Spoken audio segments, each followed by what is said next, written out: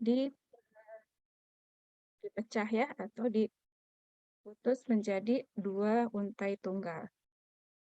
Nah, jadi semua organisme itu harus menggunakan DNA dulu. Nah, biasanya replikasi DNA ini akurasinya sangat luar biasa setiap pembelahan sel ya. Jadi akurasinya tinggi dalam menduplikasi, tapi kecepatannya pun tinggi sampai 1000 nukleotida per detik bisa disintesis ya. Nah, ini tadi kita sudah ketahui bahwa pasangan basa yang saling komplementer itu, misalnya adenin dengan guanin, sitosin dengan timin ya gitu. Jadi sudah ada pasangannya. Jadi nanti akan membentuk untai DNA baru setelah proses polimerisasi. Nah, ada berapa model replikasi? Tadi kita ketahui replikasi itu tujuannya untuk menggandakan DNA tadi ya. Nah, replikasi itu ada 3 model. Yang pertama, semi-konservatif, kemudian konservatif, dan dispersif ya.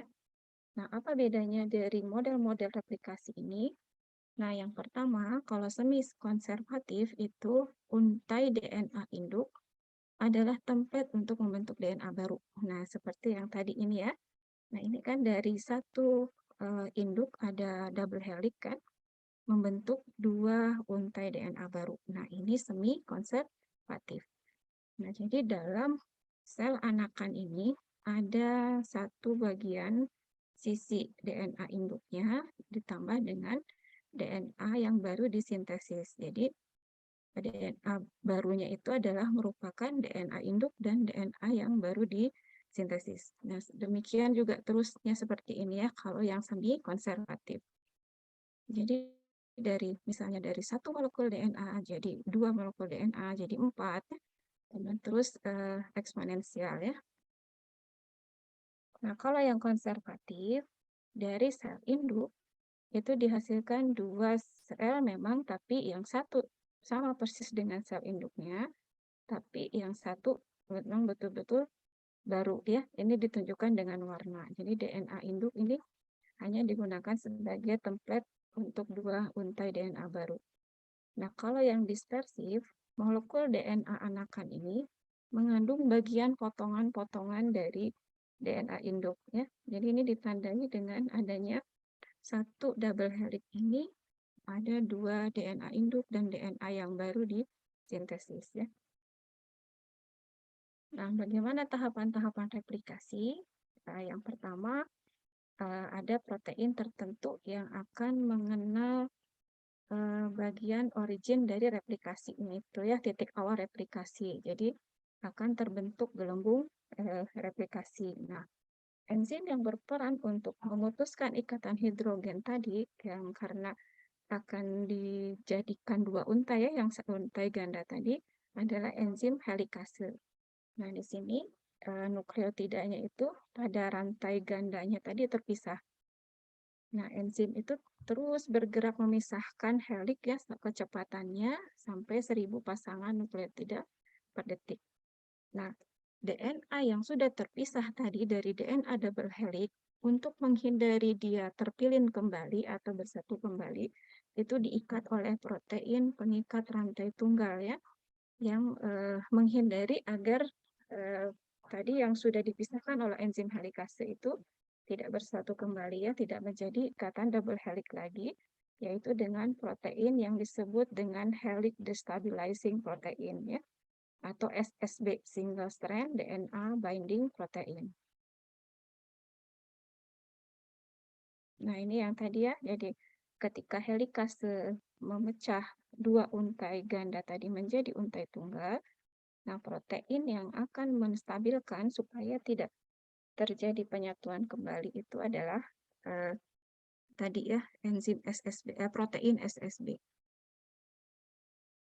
Nah, 2 untai yang sudah terpisah tadi karena untai ganda dipisahkan oleh helikase akan menjadi formasi yang terbalik maksudnya. Jadi satu rantai itu ada yang arah 5' ke 3. Nah, yang satunya lagi ujung 3 menuju ujung 5 gitu ya. Karena kan ini anti paralel. antara double helix tadi. Nah, kemudian replikasi itu selalu berjalan dari yang ujung 3 menuju ke 5. Itu replikasinya.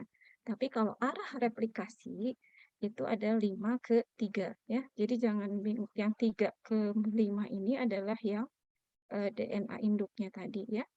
Nah, kemudian kalau arah replikasinya kan dari 5 ke 3. Nah, apabila arah replikasinya itu berjalan secara kontinu, terus-menerus ya, karena sesuai dengan arah replikasi, itu disebut dengan leading strand. Ya. Nah, kalau yang tidak searah atau yang ininya 3 ke 5, akan terbentuk fragmen yang putus-putus, yang disebut dengan fragmen Okazaki. Ya. Nah, ini adalah disebut dengan lagging strand. Nah, di sini membutuhkan waktu delay di antara, jadi lebih duluan leading strand, baru nanti ada lagging strand, karena arah pergerakan dari replikasi tadi adalah selalu dari 5 ke 3. Ya.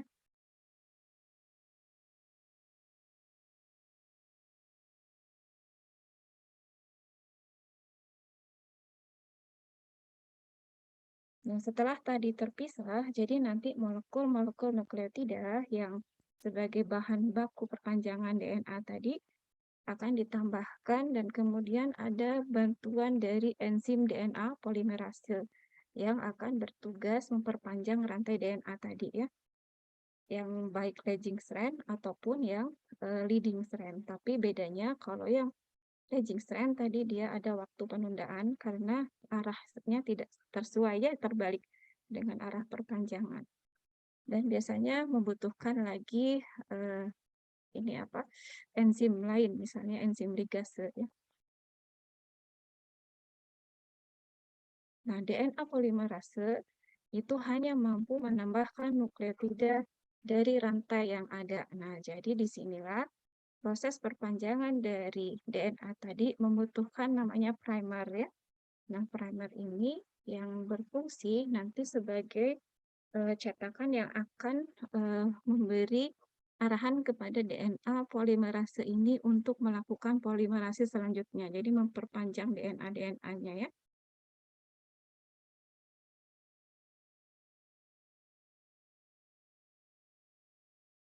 Nah, DNA polimerase ini akan menambahkan satu persatu nukleotida pada rantai tunggal. Nah, kalau pada bakteri ini penambahannya 500 nukleotida per detik, lebih cepat ya, karena DNA dari bakteri kan sirkuler ya, tidak sekompleks di ekariot ya. Sedangkan pada manusia penambahannya sekitar 50 nukleotida per detik. Nah, rantai 3 ke 5 atau disebut juga dengan leading strand. Nah, jadi replikasinya ini hanya bisa dapat dilakukan hanya dengan satu primer saja ya. Karena sedangkan yang rantai 5 ke 3 itu disebut dengan lagging strand, tadi kan ada fragmen-fragmen Okazaki. Jadi akan banyak butuh primer yang banyak supaya nanti si DNA polimerase ini bisa melanjutkan polimerisasinya ya. Nah, enzim ligase ini yang akan berfungsi menyambungkan rantai-rantai pendek DNA yang pada lagging strand tadi supaya menjadi untai DNA yang utuh. Nah, hasil replikasi adalah dua DNA yang memiliki sifat yang sama ya. Jadi masing-masing itu tersusun dari rantai induk, kemudian rantai baru yang terbentuk tadi hasil dari polimerisasi. Nanti apabila sudah terbentuk dua DNA, maka akan terbentuk kopian DNA yang memiliki sifat yang sama ya.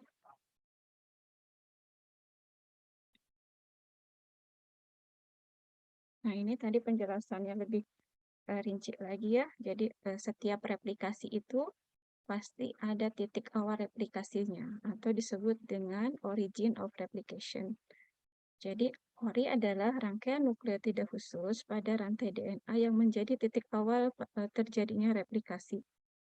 Nah, kalau pada sel prokariotik itu DNA-nya kan lebih pendek. Jadi replikasi prokariotik hanya diawali dengan satu ori saja. Nah, sedangkan pada ekariotik banyak ya, bisa ratusan origin of replication karena DNA-nya yang sangat panjang.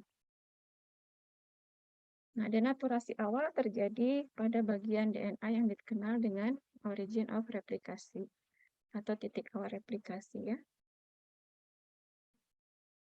Nah, ketika DNA double helix membuka, itu disebut dengan replication fork atau garpu replikasi ya.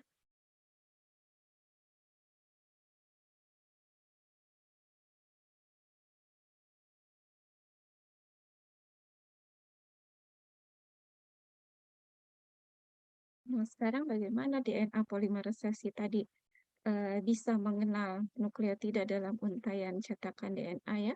Jadi nukleotidanya itu harus saling berkomplementer dengan DNA di cetakan. Nah, yang akan menempel itu adalah DNA nukleotida yang bebas yang belum terpolimerisasi.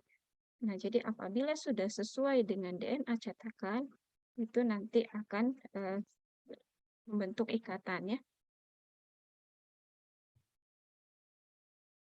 Nah, DNA polimerase ini ditemukan pada tahun 1957 ya.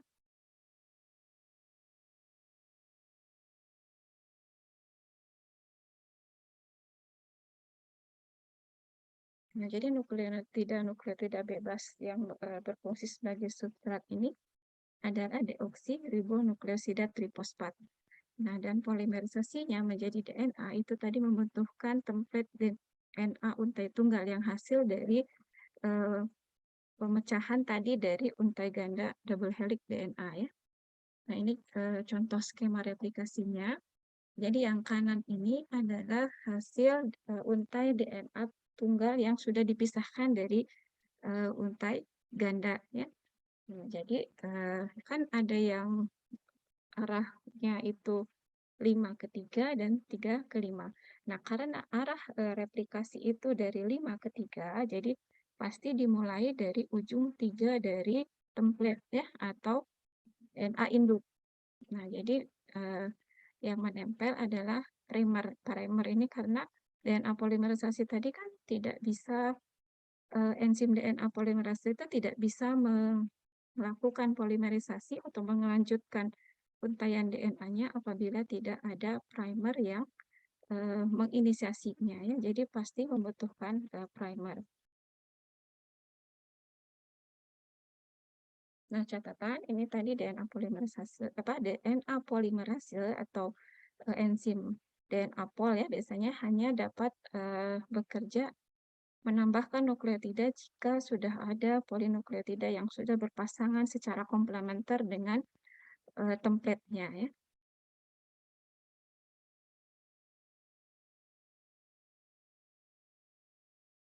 Nah, untuk memulainya maka dibutuhkan primer tadi ya. Primer ini dibentuk oleh enzim primase yang panjangnya kurang dari 10 nukleotida kalau pada ekariot ya. Nah, kemudian pada tahap selanjutnya DNA polimerase ini akan menggantikan nukleotida RNA dari primer menjadi DNA karena primer ini adalah tadi nukleotida RNA ya yang dihasilkan oleh enzim primase. Nah, pada leading strand hanya membutuhkan satu primer, sedangkan pada lagging strand membutuhkan banyak primer sesuai dengan tadi fragmen-fragmen atau bagian-bagian yang terputus pada lagging strand ya. Nah, biasanya yang membantu untuk menyambungkan itu adalah enzim ligase. Berbicara tentang primer, tadi kan harus ada primer dulu ya, sebelum DNA polimerase dapat melanjutkan polimerisasinya. Jadi melanjutkan untaian nukleotidanya tadi membentuk DNA ya. Jadi untuk leading strand, primer diperlukan hanya tadi saat membuka replikasi ya. Kalau untuk lagging strand dia masih banyak membutuhkan. Kemudian enzim yang membentuk primer ini adalah enzim primase, membentuk primer RNA pendek sekitar 10 nukleotida Nah, kemudian nanti akan diperpanjang menjadi 100 sampai 200 nukleotida. Nah, ini adalah skema dari RNA primer yang dibentuk oleh DNA primase ya.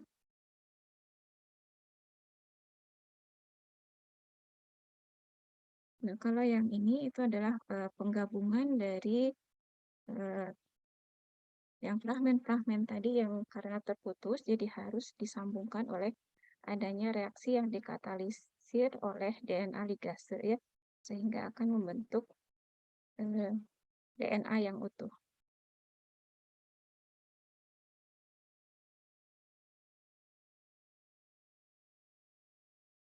Nah, ini gambaran dari cara kerja tadi ya, DNA polimerase ini seperti terlihat pada gambar B. Ini adalah struktur molekul dari DNA polimerase E. coli melalui X-ray kristalografi ya. Jadi gambar B ini menunjukkan ilustrasi fungsi selama sintesis DNA. Nah, DNA polimerase ini diskemakan seperti gambaran tangannya. Ini ada ibu jarinya ya, kemudian ini ada lipatan-lipatan tangannya, dan kemudian ada telapak tangan. Nah, ini adalah fungsinya tadi untuk mensintesis DNA atau memperpanjang nukleotida pada saat pembentukan DNA baru ya. Nah, jadi ini primer strand ini adalah inisiasi tadi sebelum perpanjangannya. Jadi setelah ada primer, nanti DNA polimerase ini baru bisa melanjutkan. Nah, jadi dia menyambung nih, setelah ada primer, dia melanjutkan. Nah, setelah yang biru ini nanti apalagi gitu ya, jadi memperpanjang. Nah, pasangannya itu ya adenin, guanin, sitosin, dan timin ya.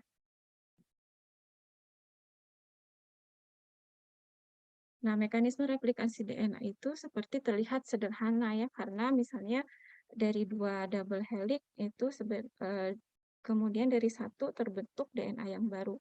Nah, tapi pada kenyataannya tidak seperti itu, karena DNA double helix setelah dipisahkan nanti akan adanya orientasi yang anti paralel. Jadi saling bertolak belakang ya. Ada yang perpanjangannya. Sedangkan perpanjangan replikasi itu harus dari 5 ke 3 ya. Tadi yang kita sudah perjelas dengan adanya leading strand dan lagging strand. Nah, kemudian dengan demikian seharusnya replikasi itu kan membutuhkan dua enzim yang berbeda karena tadi beda arah replikasi. Tapi sampai saat ini untuk polimerisasi dari arah replikasi 3 ke 5 itu belum diketahui dengan pasti ya. Jadi yang sudah diketahui untuk arah replikasi itu adalah arah 5 ke 3 atau disebut dengan head growth ya. Nah, ini dikatalis oleh enzim DNA polimerase. Jadi yang sudah diketahui itu yang secara kontinu itu terjadi pada leading strand ya. Arah polimerisasinya dari arah 5 ke 3. Makanya pada lagging strand tadi masih menunggu dari leading strand ya. Mungkin kalau sudah bisa ditemukan enzim yang bisa dua-duanya bekerja ya, mungkin akan lebih cepat. Tapi ini saja sudah cepat ya, kecepatannya itu sampai 1000 nukleotida per detik. Nah, jadi untai DNA baru itu selalu disintesis dalam arah 5 ke 3 ya.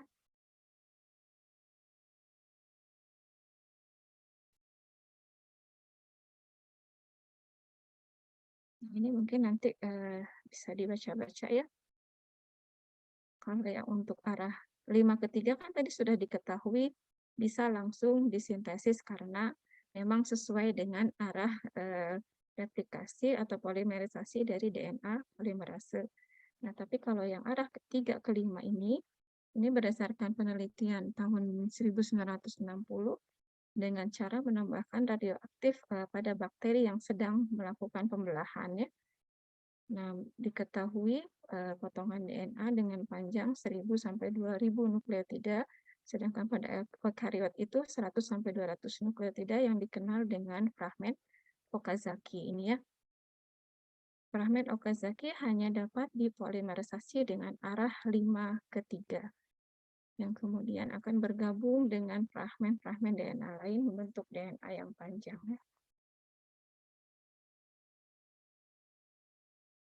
Nah, ini tadi yang untuk bridging strand itu karena arah polimerisasinya berlawanan, nah maka terjadi penundaan tuh karena harus menunggu dulu leading strand yang menghasilkan untaian template yang digunakan untuk fragmen Okazaki ini akan melanjutkan sintesisnya ya. Nah, kemudian karena terputus-putus, nanti enzim ligase yang akan menggabungkan antar fragmen Okazaki. Nah, ini ya yang tadi disebut dengan leading strand dan lagging strand. Nah, tadi kan dari untai DNA setelah dilakukan pemisahan oleh helikase, nanti kan akan terjadi dua untai tunggal. Nah, yang satu itu ujung 35 dan ujung 53. Yang menjadi leading strand adalah yang 35 karena arah replikasi itu dari 5 ke 3 ya. Nah, ini yang terputus-putus ini adalah yang Okazaki fragmen. Jadi nanti menunggu dulu selesai adanya hasil dari leading strand. Nah, ini akan menginisiasi selanjutnya untuk memperpanjang pada lagging strand atau pada fragmen Okazaki ya. Nah, untuk replikasi ini itu ketepatannya sangat tinggi ya. Walaupun misalnya prosesnya terjadi sangat cepat tadi ya, hitungannya sudah per detik, tapi ketelitian, ketepatan, dan kebenaran dari proses penyalinan DNA ini adalah sangat akurasinya sangat tinggi ya. Jadi kesalahannya hanya sekitar 1/10⁹ kopi DNA. Jadi pasti setelah replikasi, genomnya itu kan sama dengan sel induk ya, susunan nukleotidanya. Karena memang ketepatan replikasi ini sangat tinggi ya. Nah, kenapa bisa seperti ini? Karena untuk DNA polimerase saja yang tadi arah sintesis DNA itu 5 ke 3 saja itu sudah menunjukkan errornya itu hanya 1/10⁵ polimerisasi ya. Jadi dari 10⁵ nukleotida yang sudah terpolimerisasi, kalau dia arahnya 5 ke 3 itu hanya satu saja kemungkinan errornya. Nah, ditambah lagi itu ada kemampuan dari DNA polimerase itu sebagai exonucleotic proofreading. Jadi dia bisa memperbaiki yang salah ya. Nah, misalnya ini kalau adenin itu kan pasangannya dengan timin ya. Apabila ini ada kesalahan, misalnya di sini ada sitosin, nah ini DNA polimerase itu memiliki kemampuan untuk mendeteksi adanya kesalahan pasangan nukleotida dan dia akan segera mengkoreksi. Karena kalau misalnya tidak, berarti kan menyebabkan mutasi ya, sering mendengar mungkin kata mutasi gen. Nah, kalau misalnya, tapi untungnya DNA polimerase ini memiliki kemampuan untuk membaca atau mengetahui apabila ada pasangan nukleotida yang tidak komplementer atau tidak berkesesuaian ya. Misalnya ini adenin harusnya pasangannya dengan timin. Nah, apabila ada sitosin, maka dia akan segera memperbaiki. Nah, jadi mundur, kemudian yang salah tadi akan diambil, kemudian digantikan dengan yang memang seharusnya komplementer dengan adenin, misalnya dengan timin ya. Nah, ini makanya kenapa DNA polimerase ini dia menyebabkan ketepatan, keakuratan replikasi DNA sangat tinggi. Ada tahapan-tahapan yang menyaring tadi ya. Yang pertama sudah polimerisasinya arahnya 5 ke 3, kemudian ada proofreading dan ada perbaikan strand atau untai yang salah. Jadi kalau salah bisa digantikan dengan untai yang nukleotida yang baru yang seharusnya memang saling komplementer dengan DNA template-nya ya. Nah, kemampuan koreksi ini dikenal dengan exonuklease proofreading ya.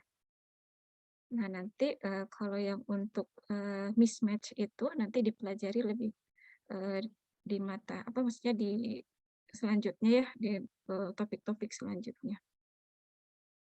Nah, sekarang bagaimana replikasi di prokariot ya?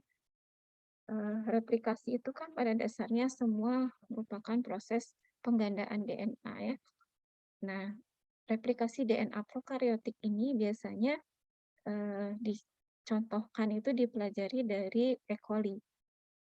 Nah, semua maksudnya walaupun modelnya E. coli, tetapi semua prokariot menunjukkan banyak kesamaan. Jadi walaupun dipelajarinya dari replikasi E. coli, tapi ini bisa digunakan digeneralisasi sebagai prokariot ya. Nah, replikasi DNA pada prokariot ini sama replikasi dua arah, tapi hanya berasal dari satu asal replikasi. Kalau yang tadi ekariot kan banyak ya, bisa sampai 100 bahkan 1000 karena kompleksnya DNA tadi gitu ya kalau pada ekariot. Tapi kalau pada prokariot karena hanya sirkular, jadi dia hanya satu asal tempat replikasi disebut dengan orise. Nah, kemudian terjadi di sitoplasma sel. Nah, sintesis juga sama. Kalau sintesis karena ini menggunakan DNA polimerase hanya terjadi pada arah 5 ke 3. Nah, ada juga sama, ada leading strand dan lagging strand ya. Yang leading strand adalah yang bisa dipolimerisasi atau ditambahkan nukleotidanya itu secara kontinu oleh dengan bantuan DNA polimerase. Nah, ini tahapan-tahapan dari replikasi tadi ya. Yang pertama pasti dengan adanya bantuan DNA helikase, dia akan memecah untai ganda dari DNA membentuk dua untai tunggal dan adanya replication fork tadi ya, atau titik awal dari replikasi. Nah, dengan bantuan DNA polimerase nanti akan ada penambahan nukleotida yang sesuai atau komplementer terhadap DNA template. Nah, jadi yang old DNA ini adalah DNA induk, sedangkan yang new DNA adalah DNA baru dengan adanya penambahan nukleotida dan bantuan DNA polimerase yang akan membentuk polimerasi atau perpanjangan ya. Nah, jadi nanti hasil akhir dari replikasi adalah diperolehnya dua molekul DNA yang sangat identik dengan DNA asal atau DNA induknya ya. Nah, kalau untuk pada prokariot itu tadi Ibu sudah beri ini apa acuan kalau yang sudah dipelajari lebih dalam itu dari E. coli ya, contohnya. Jadi E. coli ini memiliki 4,6 juta pasangan basa ya pada satu kromosom sirkuler atau melingkar. Nah, ini direplikasinya sangat cepat kalau bakteri, makanya pertumbuhan bakteri itu sangat cepat ya dalam waktu misalnya 24 jam itu sudah banyak replikasi, sudah banyak pembelahan sel. Pertumbuhannya pun akan lebih cepat dibandingkan dengan manusia. Karena memang lebih sederhana ya, susunan kromosomnya hanya melingkar.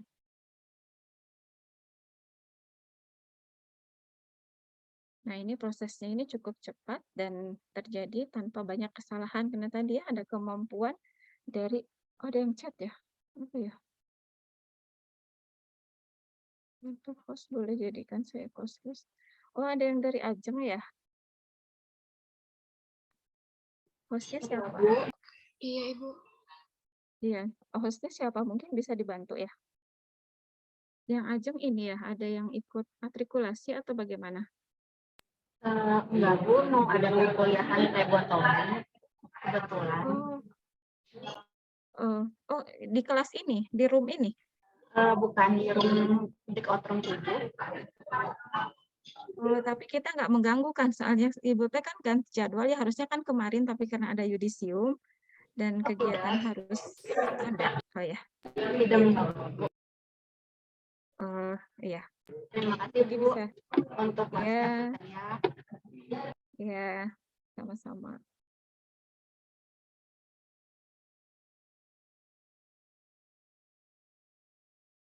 Baik, kita lanjutkan tadi sampai sini ya.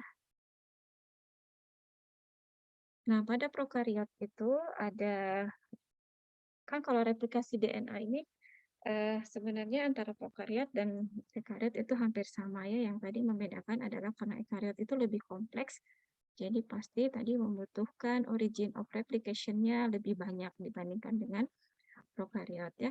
Nah, kemudian kedua-duanya juga sama membutuhkan energi dari ATP ya. Nah, kemudian pada prokariot ada 3 jenis utama polimerase ya. Nah, jadi DNA polimerase 1, 2, dan 3. Nah, biasanya yang berkaitan dengan polimerisasi atau yang perpanjangan sintesis DNA itu diperankan oleh DNA polimerase 3. Kalau yang DNA polimerase 1 dan 2 itu diperlukan untuk DNA repair atau DNA atau perbaikan DNA. Nah, E. coli ini biasanya hanya memiliki tadi satu atau single origin of replication ya. Nah, kromosomnya kurang lebih panjangnya 245 pasangan basa dan kaya akan urutan atau sequence dari adenin dan timin. Nah, sama nih enzim helikase juga akan melepaskan untai DNA, memutus ikatan hidrogen ya antara pasangan basa dan akan membentuk tadi replication fork atau garpu replikasi. Nah, di sini sama juga ada harus dipertahankan setelah untai ganda tadi dilepas atau diputuskan oleh enzim helikase, memerlukan protein yang tetap mengkondisikan untuk menghindari menyatunya kembali DNA double helix, yaitu single strand binding protein. Nah, kemudian terjadi polimerisasi juga sama, arah replikasinya itu hanya dari arah 5 ke 3 ya.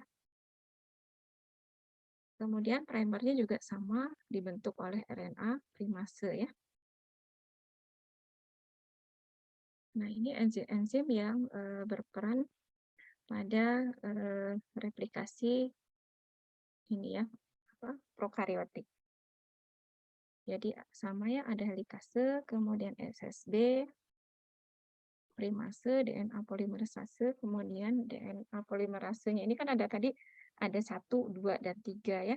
Jadi ada yang berfungsi sebagai memperpanjang nukleotida atau pada proses polimerisasi, ada juga yang DNA repair.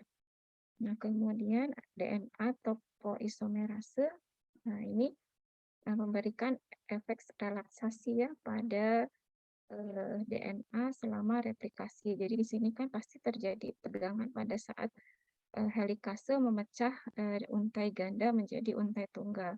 Nah, topoisomerase adalah enzim yang merelaksasi ya dengan cara mereformasi gugus fosfat tadi sehingga mengurangi tekanan yang dihasilkan oleh supercoiling. Jadi ini menurunkan ketegangannya.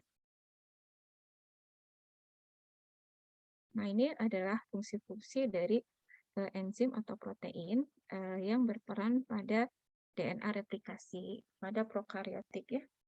Ada DNA pol 1, 2, dan 3. Pol 1 ini sebagai exonuclease activity yang tadi ya, yang bisa mereplace atau menggantikan apabila ada nukleotida yang tidak saling komplementer dengan DNA template-nya. Misalnya tadi adenin harusnya dengan timin, apabila ada nukleotida yang lain, nah DNA polimerisasi 1 ini yang mempunyai aktivitas eksonuklease, dia bisa mengeluarkan ya. Jadi menggantikan dengan yang baru, yang sesuai atau yang saling komplementer. Nah, yang DNA polimerase 2 juga sama fungsinya DNA repair ya fungsinya.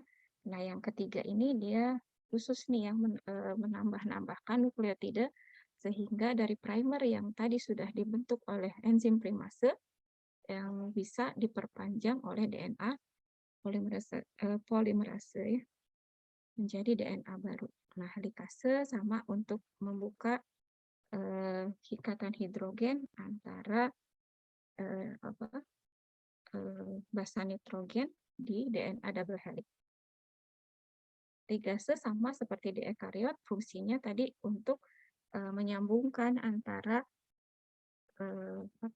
fragmen-fragmen Okazaki yang terputus, jadi bisa menjadi satu. SSB sama ya, dia fungsinya untuk menghindari terjadinya menyatu kembali DNA double helix-nya.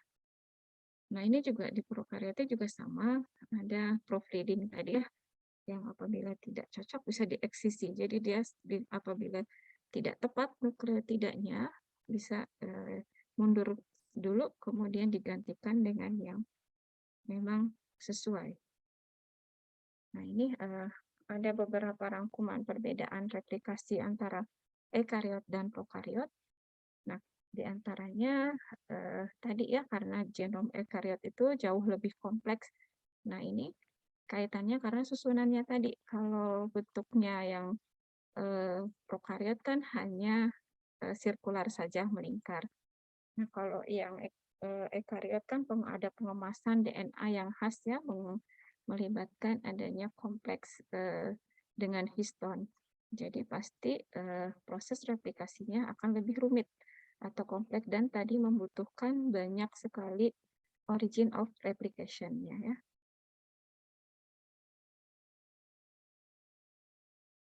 Nah, kemudian udah ya, kayak ekariot ini kan banyak origin apa ininya, ORC-nya. Kalau yang untuk ekariot, kalau prokariot hanya satu saja. Nah, ini contoh dari replikasi prokariotik adalah pada bakteri ya. Jadi hanya satu saja replication origin-nya, ORC-nya. Contohnya E. coli ya. Jadi di sini dimulai replikasinya nanti akan bertemu ya. Nanti setelah lengkap dari satu ini akan menjadi satu induk akan menjadi dua sel anakan yang memang identik dengan sel induknya ya. Mungkin itu ya yang bisa Ibu sampaikan. Nah, ini prosesnya pada replikasi di bakteri.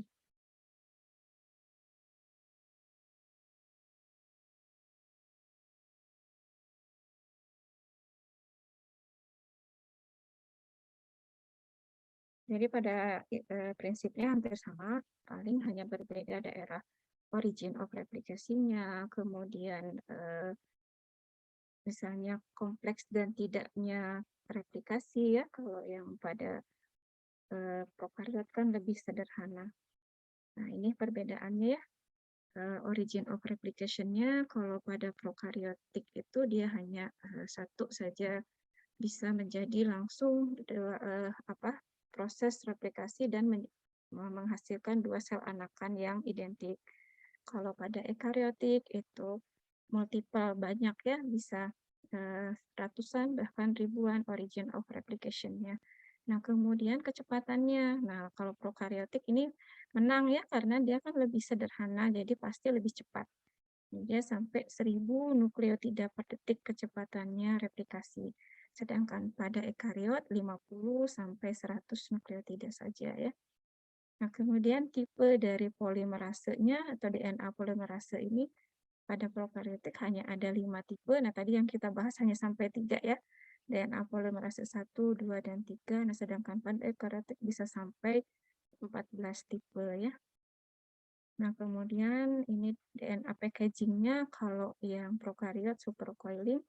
Nah, kalau yang ini berkaitan dengan tadi DNA packaging-nya melalui histon ya. Kemudian kalau di prokariot tidak ada telomerase, kalau di ekariot itu ada ya. Karena tadi kalau di ekariot itu adanya telomer ya. Ya mungkin itu yang bisa Ibu bahas. Nah, mungkin untuk selanjutnya boleh kali ya Ibu kasih tugas ya supaya lebih pemahamannya lebih dalam. Silahkan kalau ada yang sudah searching-searching video misalnya bisa di-share ke kita ya. Bagaimana proses replikasi itu terjadi. Gampang ya kalau searching mungkin kan banyak ya. Silahkan ada yang mau mempresentasikan. Sebenarnya kalau replikasi DNA mah di SMA juga sudah dipelajari ya. Mungkin ini hanya sekedar mengingatkan saja penyegarannya, refresh. Silakan ada yang sudah dapat. Ibu sambil ini ya, sambil berikan materi yang tadi di kolom chat ya.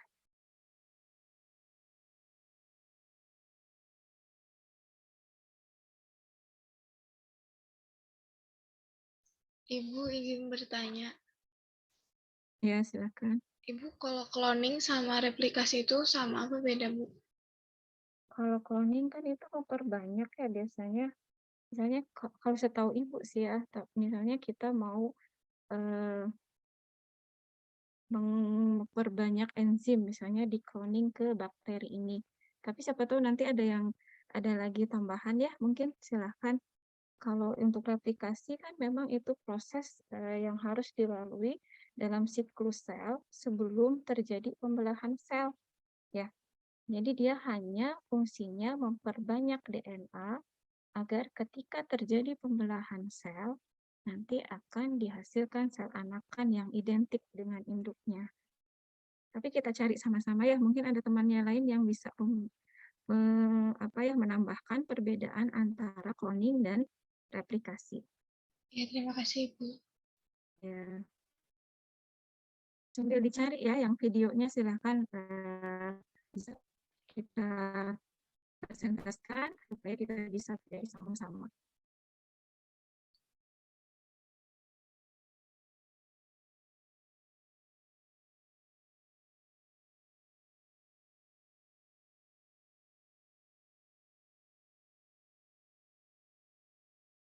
Nah, kalau cloning juga biasanya itu kan bentuk rekayasa genetika ya, yang biasanya digunakan dalam bioteknologi. Jadi biasanya untuk ya tadi memperbanyak, memperaplikasi. Jadi misalnya ada produk metabolisme sekunder dari bakteri yang bermanfaat, misalnya dia kandidat sebagai antifungi misalnya ya. Nah, jadi untuk mempelajari lebih lanjut kan itu ranah bioteknologi ya. Nah, jadi untuk menghasilkan lebih banyak replikasinya, jadi dia dikloningkan dulu nih, misalnya di bakteri E. coli tadi. Tapi E. coli-nya juga ada biasanya tipe-tipenya ya. Misalnya Ibu lupa pokoknya ada B21 atau apa. Nah, dari situ nanti kita panen tuh dari situ. Jadi lebih banyak dan nanti bisa digunakan misalnya untuk penelitian-penelitian untuk apa dari enzim yang misalnya tadi di cloning di bakteri tadi ya. Tapi siapa tahu ada yang menemukan, boleh ya.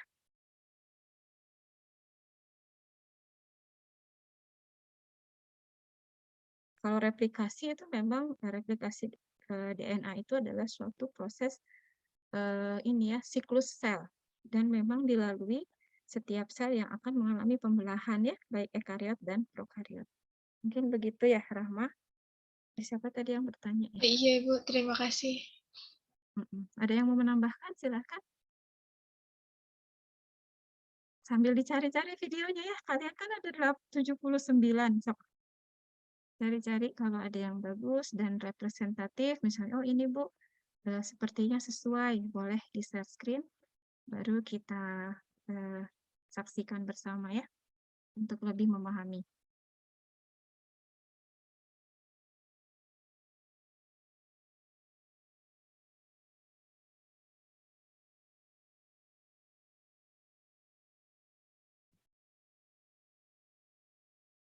Nah, pada proses replikasi itu tadi kan kalau kita perhatikan berarti kan ada beberapa tahapan ya. Ada tahapan inisiasi, kemudian elongasi ya. Nah, inisiasi itu tadi dengan adanya bentukan primer, penempelan primer pada template ya, supaya nanti bisa terjadi perpanjangan nukleotida. Nah, perpanjangan itu biasanya disebut juga dengan elongasi ya. Dan terminasi itu biasanya sudah penyelesaian dari tahap polimerisasi ya, sehingga dibentuk dua untai ganda DNA yang baru ya. Sudah ada yang nemu ini ya videonya supaya nanti kalian nggak bingung kalau lihat video kan lebih lebih interaktif ya, jadi lebih oh iya ya seperti itu. Misalnya di skematik helikasenya itu bisa membelah untai ganda, kemudian terjadi proses pemecahan untai tadi, kemudian datang misalnya nukleotida ya yang sesuai, kemudian nanti dengan bantuan DNA polimerase Nah, itu akan terjadi polimerisasi atau perpanjangan dari urutan untaian nukleotida. Sudah ada yang menemukan?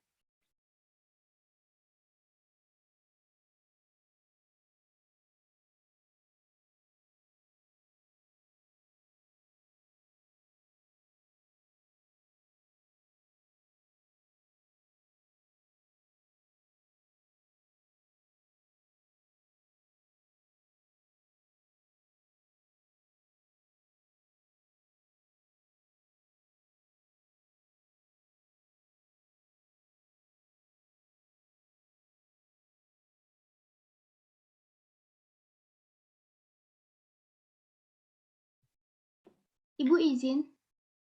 Ya, silakan, Neng. Ini tuh dapat videonya dari aplikasi gitu, Bu, tapi kurang tahu ini bisa di-share screen atau enggak ya, Bu?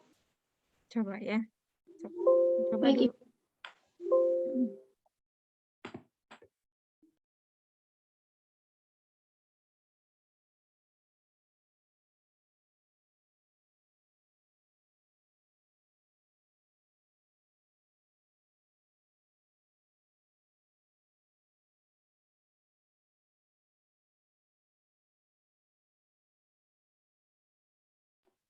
Apa sudah terlihat, Ibu? Ya, sok. Bisa, Neng. In most humans, Nah, udah bisa kedengaran. Bagus. here is a cell, the basic unit of all living tissue. In most human cells, there is a structure called the nucleus. The nucleus contains the genome. In humans, the genome is split between 23 pairs of chromosomes. Each chromosome contains a long strand of DNA, tightly packaged around proteins called histones. Within the DNA are sections called genes. These genes contain the instructions for making proteins. When a gene is switched on, an enzyme called RNA polymerase attaches to the start of the gene. It moves along the DNA, making a strand of messenger RNA out of free bases in the nucleus. The DNA code determines the order in which the free bases are added to the messenger RNA. This process is called transcription. Before the messenger RNA can be used as a template for the production of proteins, it needs to be processed. This involves removing and adding sections of RNA. The messenger RNA then moves out of the nucleus into the cytoplasm.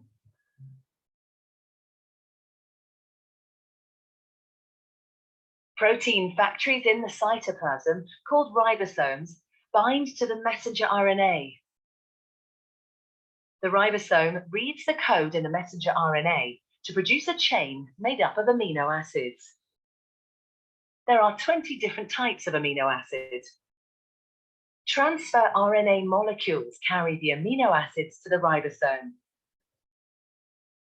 The messenger RNA is read 3 bases at a time. As each triplet is read, a transfer RNA delivers the corresponding amino acid. This is added to a growing chain of amino acids. Once the last amino acid has been added, the chain folds into a complex 3D shape to form the protein.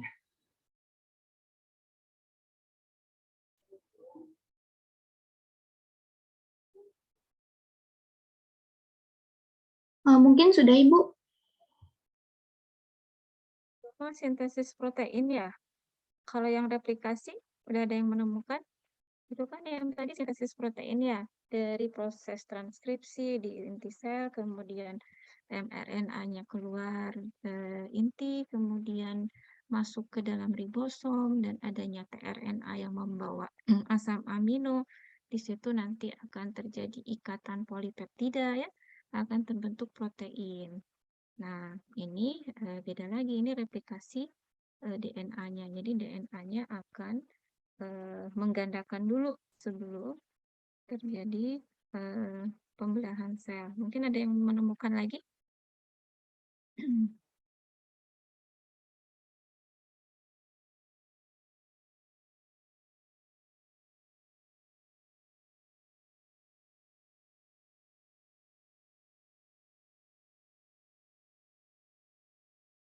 Ada lagi yang menemukan?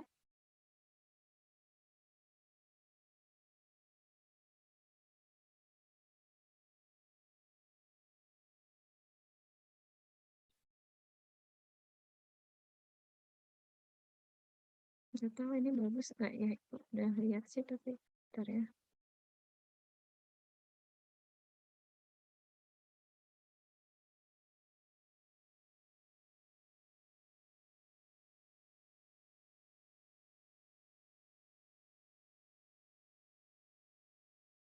Oh, bentar ya. Ibu coba ya, bisa nggak dari sini ya?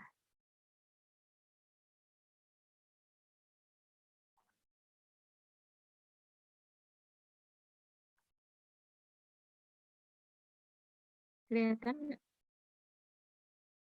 Kedengaran nggak ya?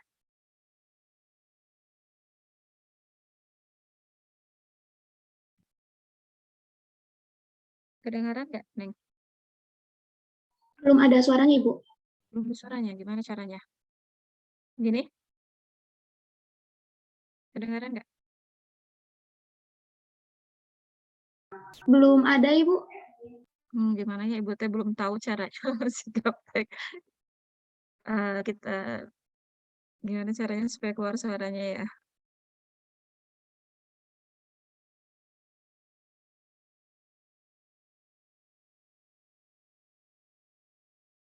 Kedengaran ya? Suaranya. Ada, Ibu, tapi kecil. Ya. Nah, gimana ya cara lain?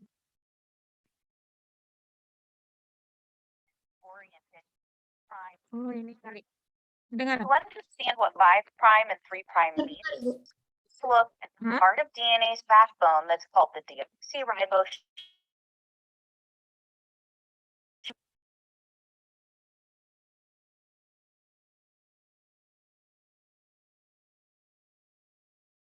Adenine, as an example.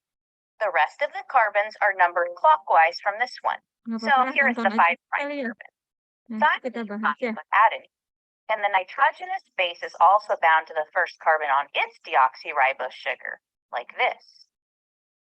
Both complementary strands are attached to phosphates, but notice that one of the strands has its 5' carbon starting out, and the complementary strand on the other side has the 3' carbon sticking up. DNA helicase is the enzyme that unzips the molecule by breaking the base pair hydrogen bonds. Helicase targets hydrogen bonds and unzips the DNA in both directions. This point of initial unzipping occurs at the origin of replication.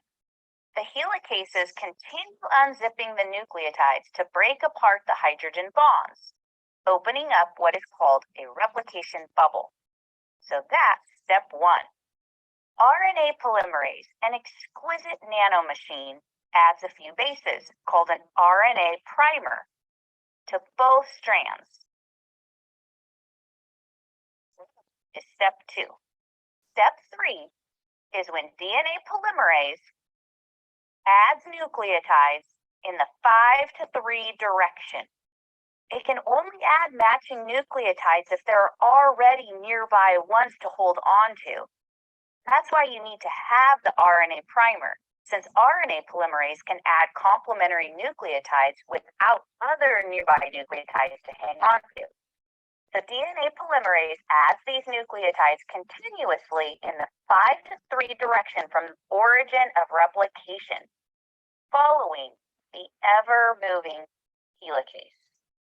On the complementary strand, DNA polymerase adds nucleotides in the 5 to 3 direction continuously away from the origin of replication, again, following the helicase as it breaks hydrogen bonds. DNA polymerase is also able to edit and correct any mistakes it makes while matching nucleotides from the pool of free nucleotides within the nucleus. The two new DNA molecules made in this process will therefore end up with one old strand of DNA and a brand new strand. This is described as semi-conservative replication. Since DNA can only be added by DNA polymerase in the 5' direction, more RNA primers will be needed in certain parts of the replication bubbles. And while the DNA polymerase still goes in the 5' direction, the overall movement is still away from the origin of replication toward the moving helicase. Although, because it has to work backwards, it lags behind its complementary strand. We see the same process on the other side of the molecule as well. Nucleotides cannot be added continuously in the 5' direction. Many more RNA primers will have to be set down. DNA polymerase can add nucleotides in the 5' direction, while still ultimately working its way toward the helicase that is separating more of the molecule. These small fragments formed by the working backward replication are called Okazaki fragments. These are on the lagging strand, so named because it is a little slower to form since it has to work backwards. Compare this with the continuous leading strand, which, with just one primer, can happily add nucleotides and follow the helicase as it breaks apart hydrogen bonds. Once again, we see the lagging strand must add nucleotides in the 5' direction from the origin of replication, but since it requires multiple RNA primers and has to work backwards, it is a little slower behind the helicase. In step 4, one of the many types of DNA polymerase replaces the RNA primers with DNA, still always working in the 5' direction. In the last step, DNA ligase, yet another nanomachine, seals all the fragments together. Let's watch this here. Replace the RNA with DNA, then seal up with ligase. Every primer gets replaced and sealed.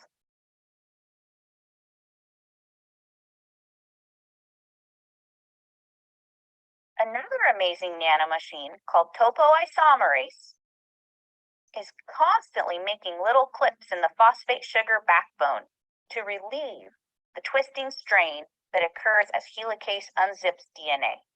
It then reseals all these little clips once the strain on the helix has shifted to another spot and clips a new place to relieve this torsional strain. The final product is an identically coded DNA molecule, and these two new molecules remain attached at a DNA sequence called the centromere. These identical DNA molecules are sister chromatids that will separate during mitosis. Now spend a few minutes reviewing this information. Once you think you're ready, use my Quizlet flashcards to practice and review. See you in the next video. Nah, yang tadi bagus ya, cuman sayang mungkin kurang terdengar dengan baik ya.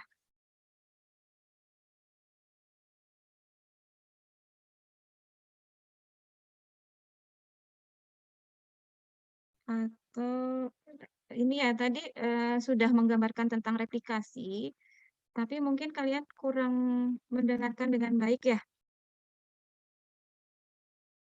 Tadi terdengar jelas, Bu, tapi karena bahasanya Inggris, jadi Oh, iya mengertinya. atau nanti dipelajari lagi atau ya nanti di rumah ya. Nah, nanti tadi prosesnya sudah sangat jelas ya, mulai dari helikase tadi, kemudian ada bentukan gelembung replikasi, adanya origin of replication ya. Nah, kemudian nanti terbentuk ada leading strand dan lagging strand. Yang leading strand itu yang bisa langsung ada polimerisasi dari DNA polimerase tadi ya. Tapi kalau yang lagging strand dia harus menunggu delay dulu karena harus ada template yang bisa kan kalau DNA replikasi itu hanya bisa tadi berjalan dari arah 5 ke 3. Sedangkan DNA double helix adalah antiparalel. Jadi ada yang arah 5 ke 3, ada 3 ke 5. Nah, yang 3 ke 5 ini adalah yang delay dalam perpanjangan dari nukleotidanya tadi ya. Nah, enzim-enzimnya yang terlibat juga tadi sudah sangat jelas di situ disebutkan. Ada helikase, ada topoisomerase, ada ligase, ada DNA polimerase ya. Bisa ya? Bisa dipahami ya? Jadi nanti boleh, karena tadi kan bahasa Inggris ya. Jadi nanti di rumah dilihat-lihat kembali sambil nanti Ibu sudah share juga di chat ya yang ini nih. Bentar.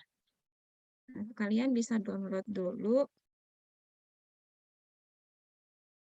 Nah ini tapi dalam bahasa Inggris juga, tapi kalau kalian kan jago bahasa Inggris ya. Nah, tadi yang materi yang kita pelajari sebagian Ibu ambil dari sini ya. Jadi bisa dipelajari dengan seksama nanti di rumah ya supaya pemahamannya lebih baik. Nah, sambil nonton videonya. Kalau misalnya nanti ketemu video lagi yang lebih bisa memahami, boleh ya. Yang penting yang kalian pelajari adalah proses replikasi DNA ya. Baik, sampai jam berapa ini ya? 10 menit lagi ya? Atau sudah habis? 14.40, oh masih. Ibu. Ya, masih ada waktu. Silakan atau mau diskusi bagaimana? Atau sudah dicukupkan?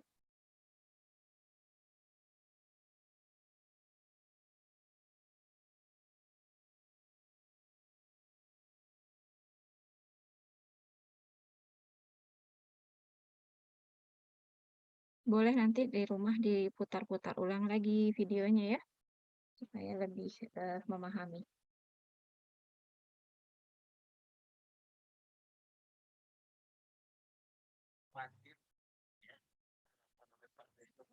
Ada yang mau didiskusikan lagi? Setelah ini kuliah apa? Masih ada kuliah atau ini yang terakhir? Ini yang terakhir, Ibu. Nah, Ibu minta maaf ya, karena kemarin itu ada kegiatan yudisium, kemudian Ibu harus melaksanakan penjemputan PKL di Al-Ihsan, jadi kuliahnya jadi undur ya hari ini. Jadi terima kasih atas kesediaannya. Mudah-mudahan apa yang kita pelajari hari ini memberikan manfaat ya. Masih ada pertanyaan nggak? Atau ada yang masih mau didiskusikan? Jadi tadi capaian pembelajaran yang harus apa yang kita harapkan itu kalian bisa mengerti pengertian replikasi itu apa, kemudian model-model replikasi ya. Model replikasi tadi yang seperti dijelaskan di video tadi adalah semi konservatif ya, yang dijelaskan tadi. Kemudian ada lagi tipe yang kedua, konservatif dan dispersif ya. Jadi ada beberapa model replikasi. Nah, kemudian yang harus kalian bisa pahami juga prosesnya. Bagaimana sih proses replikasi yang terjadi pada sel prokariot dan ekariot. Nah, mungkin tadi kan pada sel ekariot ya, ada nggak yang menemukan video di sel prokariot seperti apa? Contohnya kan tadi yang kita sudah pelajari adalah pada sel bakteri. Nah, bisa mungkin ditambahkan sedikit ya videonya, nanti kita mungkin 15 menit lagi mungkin ya masih bisa nggak dilanjutkan? Atau sudah cukup aja? Karena tadi kan yang contoh hanya dari sel ekariot ya, karena yang prokariotiknya belum nih. Tadi kan katanya mekanismenya hampir sama, hanya yang membedakan kecepatannya. Pasti ya kecepatannya lebih cepat yang prokariotik karena tadi susunan DNA-nya itu lebih sederhana, dia hanya sirkular saja, tidak seperti susunan DNA pada ekariotik ya. Nah, kemudian selain kecepatan juga tadi enzim-enzimnya mungkin dia sama, hampir sama dengan ekariotik, hanya yang membedakan origin of replication-nya atau titik awal dari proses replikasi yang membedakan antara prokariot dan ekariot. Ada nggak yang menemukan atau PR? PR nanti pas UAS ya. Kemarin UTS-nya gimana? Pada bagus?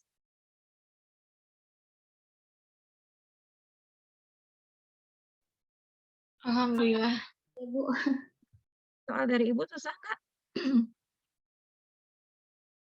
Ada semua kan ya yang kita pelajari? Iya, Ibu. Ibu ada semua. Ya, mudah-mudahan nanti UAS-nya juga gitu ya, nilainya bagus semua ya.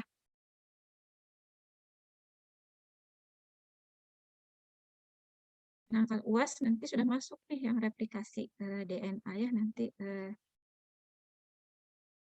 Ibu bikin soal dari sini. Sudah ada yang menemukan di prokariot sebelum kita akhiri perkuliahan, kita lihat yang prokariotiknya sudah ketemu. Mungkin ada yang share video supaya lebih mudah dipahami ya.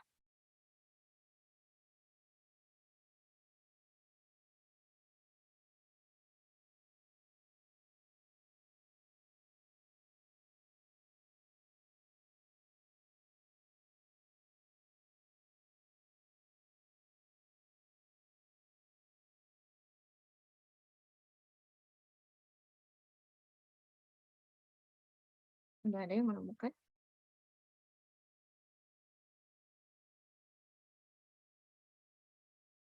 Carinya yang ini aja mungkin apa pada sel bakteri ya.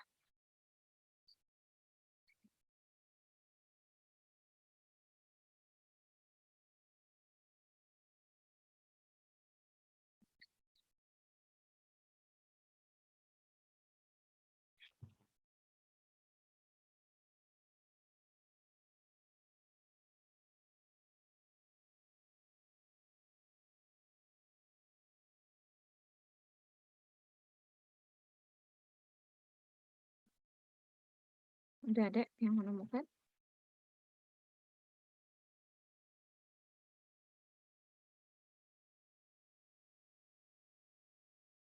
Atau ini ya, kita coba pelajari ya. Ibu udah nemu, tapi Ibu juga belum lihat.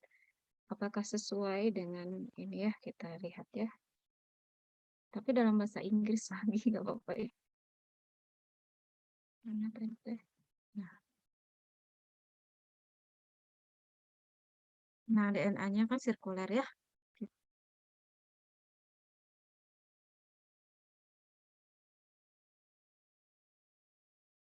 Origin of replication.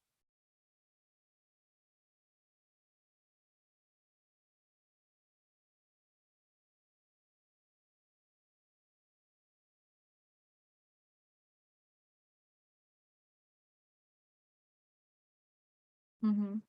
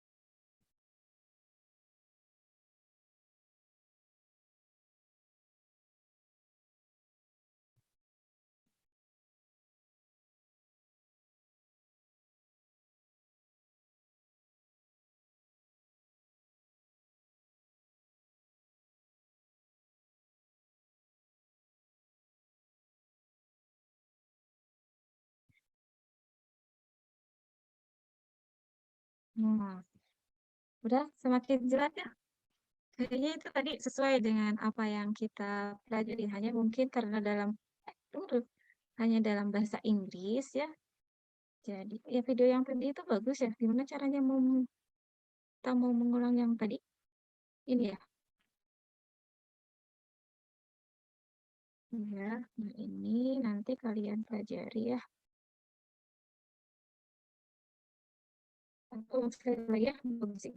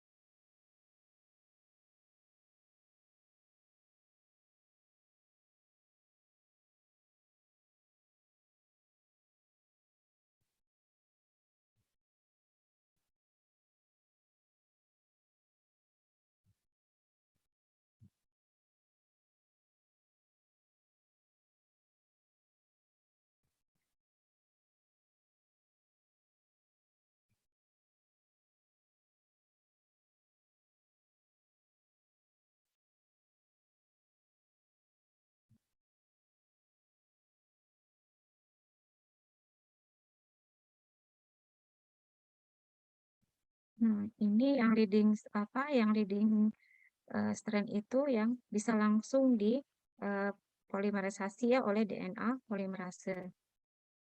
Nah, langsung.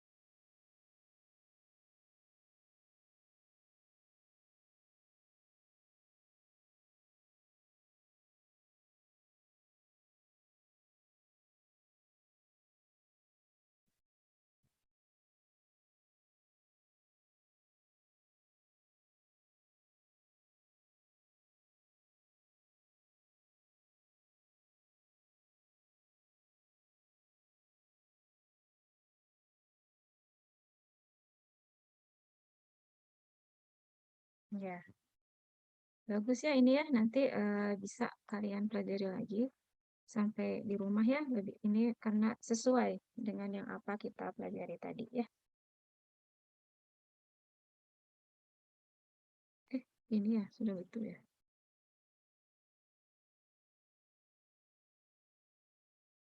Coba kalian coba ini apa buka lagi link yang Ibu bagi. Itu sesuai nggak dengan video yang tadi Ibu share ke kalian?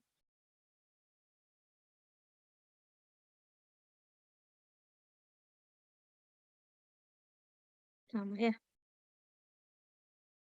Yang satu ekariot, yang satu prokariot ya.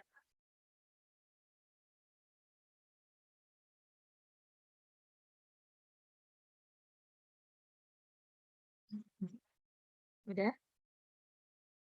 Pada kemana ini? Dimatiin semua kameranya. Udah capek ya.